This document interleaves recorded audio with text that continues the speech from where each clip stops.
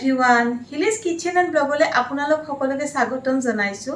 মই আজি আপোনালোকৰ ওচৰলৈ মাছৰ পেটু ভাজিৰ এটি ৰেচিপি লৈ আহিছো। আহকচোন চাও। ৰেচিপিটোৰ বাবে আমাক সামগ্ৰীৰ প্ৰয়োজন হ'ব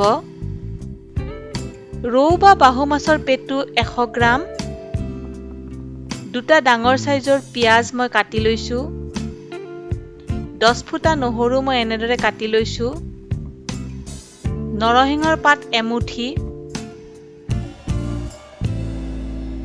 হালধি আন্দাজ মতে, নিমখ সোৱাদ অনুযায়ী আৰু 3 চামুচ তেল, ভাত এবাটি আৰু 2 চামুচ নেমু ৰস। পেন এখনত তেল গৰম কৰি লম।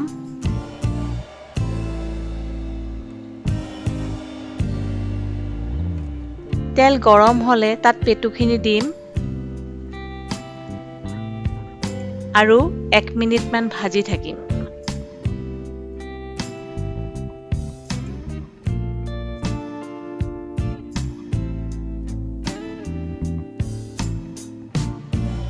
এক মিনিট মান ভজাৰ পিছত এতিয়া নিমখ দিম, হালধি দিম আৰু এনেদৰে লৰাই থাকিম আৰু ভাজি থাকিম যেতিয়ালৈকে পেটুৰ পৰা তেল বিৰিঙি নাহে।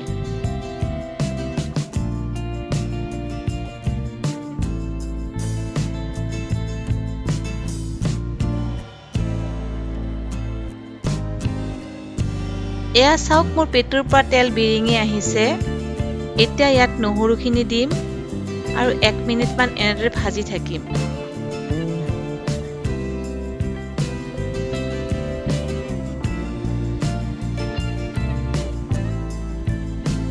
এতিয়া পিয়াজ দিম, গোটেইখিনি মিক্স কৰিম আৰু এনেদৰে ভালদৰে ভাজি থাকিম যেতিয়ালৈকে নহৰু কেঁচা গোন্ধটো নেযায়।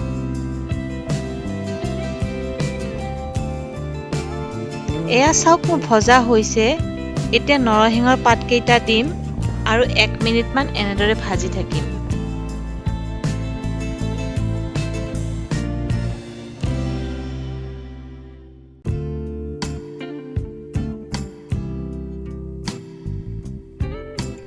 এয়া 1 মিনিট মান ভাজিলো।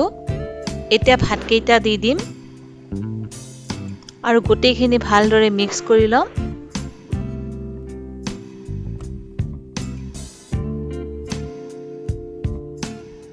ভজা হলে নেমু ৰসখিনি দিম, ভালদৰে লৰাই দিম আৰু এইখিনি 2-3 মিনিট মান ভাজি থাকিম। এয়া মোৰ পেটু ভাজি হৈ গ'ল। ইয়াক আপোনালোকে ভাতৰ লগত পৰিবেশন কৰিব পাৰে, খাই খুবেই সোৱাদ লাগে। এনেদৰে এবাৰ বনাই খাই চাবচোন কেনেকুৱা লাগে।